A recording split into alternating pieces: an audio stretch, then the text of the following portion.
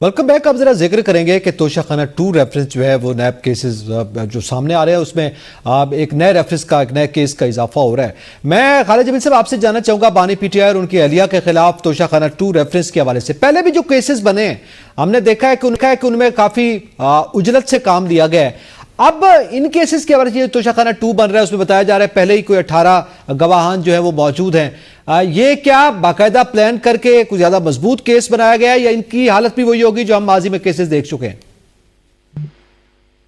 मेरा नहीं ख्याल कि ये कुछ ज्यादा मजबूत केस है। ये भी तोशाखाना 1 या 2 एक जैसे ही केसेस हैं। देखें नैब कानून अगर आप देखें या कोई भी बरवजा कवानीन सिर्फ पाकिस्तान नहीं दुनिया में भी जो असूल कानून है वही होता है कि अगर आप एक ही मसला है या एक ही इल्जाम है एक ही नौयत का है तो उसके अंदर अभी जैसे उस इस्लामाबाद हाई कोर्ट में भी ये सवाल उठाए गए थे, पिटीशन फाइल की गई है कि अगर एक गिफ्ट का मामला है और उसके ऊपर फिर आप क्या अगर 10 गिफ्ट है या 12 गिफ्ट है तो क्या आप 10 या 12 अलग अलग रेफरेंस फाइल करेंगे?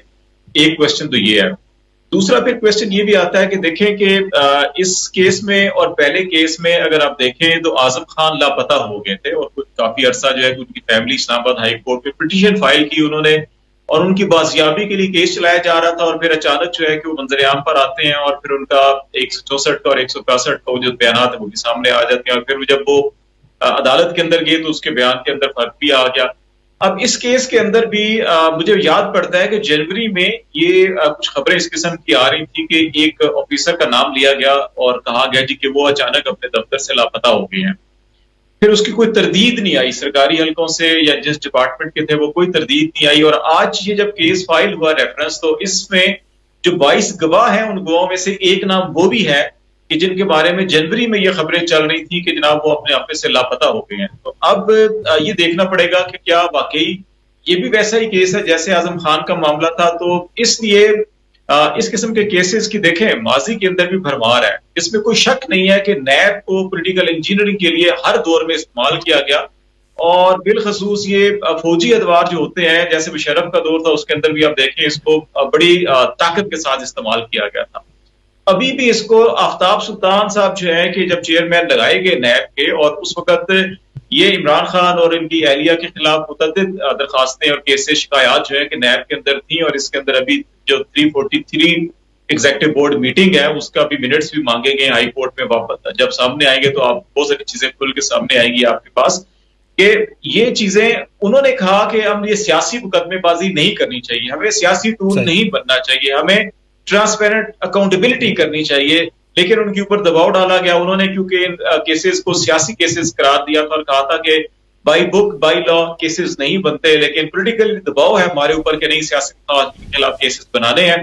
चेयरमैन है फिर उसके बाद डिप्टी चेयरमैन है फिर प्रोसिक्यूटर जनरल इस्तीफा दे गए थे और अभी उसके बाद फिर पूरी की पूरी नई जनरल नजीर वैसे ही इस्तेमाल किया जा रहा है जैसे जनरल मुशर्रफ के दौर में इस्तेमाल किया जा रहा था इसको।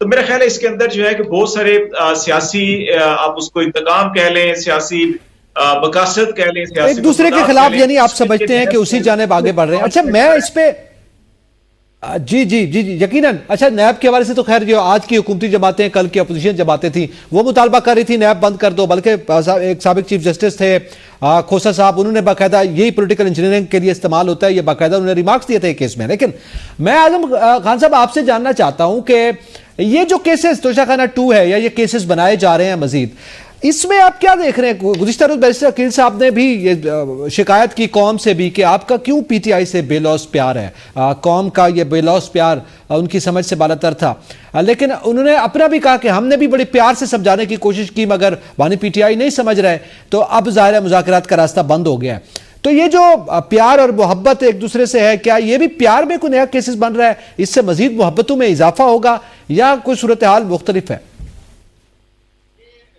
जो है ना ये पॉलिटिकल इंजीनियरिंग है।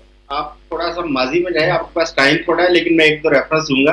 आपको याद होगा कि मियां नवाज शरीफ साहब के ऊपर एक केस बनाया गया था 13 हाईजैकिंग का। आपको उसके बाद राणा सनाउल्लाह साहब का केस भी याद होगा कि हीरोइन और मंशियात डाल दी गई। फिर आपके हनीफ अब्बासी साहब वाला केस भी आपको याद है। इसी तरह अब ये पॉलिटिकल इंजीनियरिंग वो खान साहब के साथ हो रही है और खान साहब के ऊपर जितने मुकदमात बनाए गए उनका रिजल्ट आपके सामने है।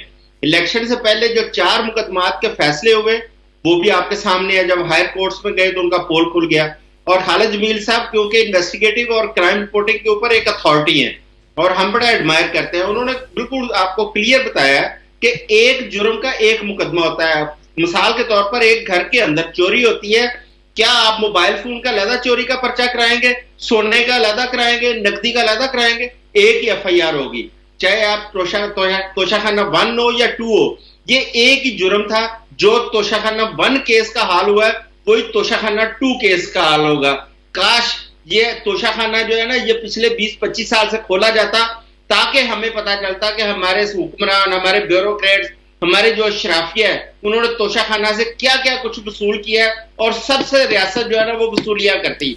लेकिन ये वसूलियों के लिए नहीं है, ये सिर्फ और सिर्फ सियासी मकासद पूरे करने के लिए ऐसे मुकदमा दर्ज किए जा रहे हैं। और जब देखिएगा कि चीजें सेटल हो जाएंगी, कल को इमरान खान साहब के साथ कुछ सियासी बार्गेनिंग हो जाती है तो आपको ये मुकदमा पानी के बुलबुलों की तरह उड़ते नजर आएंगे। इसका हाल भी वही होगा जो तोशाखाना 1 का हुआ है और ये पॉलिटिकल इंजीनियरिंग वही बात है। लेकिन मैं परवेज सदरा साहब, ये क्या वजह है कि ये नैब ने 1 अगस्त 2022 को जो है बाकायदा तौर पर जो बोर्ड मीटिंग हुई थी उनके चेयरमैन नैब की जानिब से बाकायदा तौर पर इस पे हिदायत जारी की गई थी, लेकिन ये मुकदमा जो है वो अब सामने आया है, इसमें बड़ी ताखीर की जो है वो शिकायत भी सामने आई है।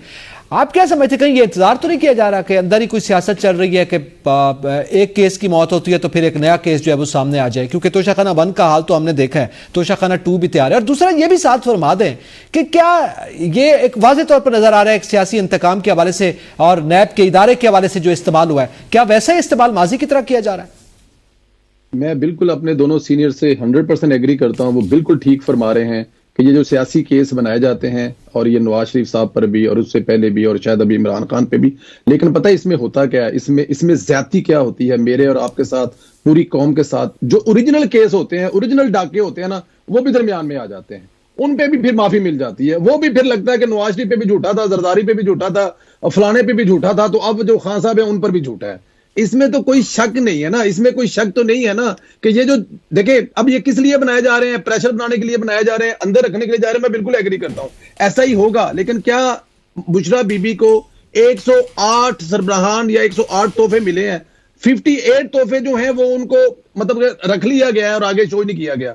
सिर्फ एक तोहफा जो है ना, एक बड़ी महंगी जो किस्म की एक यूरोपियन वो ब्रांड है ना, उसका तोहफा है जिसके अंदर हार है, सेट है, उसमें कोई चीजें हैं, 18 करात के वो हीरे लगे हुए हैं, गुलाबी करम के लगे हुए हैं, 3, 3.5, 4 लाख यूरो का वो है जो टोटल 7 करोड़ 15 लाख का बनता है, और वो जो सिर्फ और सिर्फ कुछ लाख का उन्होंने अपने पास रखा है।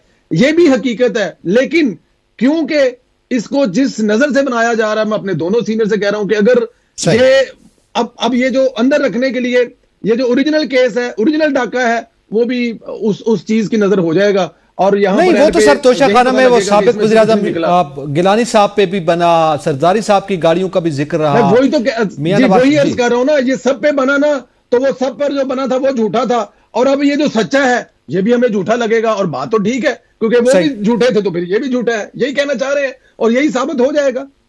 ठीक है, चलें आगे बढ़ते हैं। अच्छा, इस केस में एक और बड़ी मजेदार बात हुई, वो शेर है ना कि सुबह के तख्तनशी शाम को मुजरिम ठहरे, हमने पल भर में नसीबों को बदलते देखा। इसमें हमने देखा कि बिल्कुल एक अजीब सा मंजर है कि सुहेब अब्बासी साहब जो है वो तहाइफ का तखमीना लगवाने वाले, वो वादाबाफ गवाह हैं। साबिक MS2 PM जो है ब्रिगेडियर अहमद साहब, वो बतौर गवाह हैं। इनामुल्लाह शाह साबिक SP वो गवाह हैं।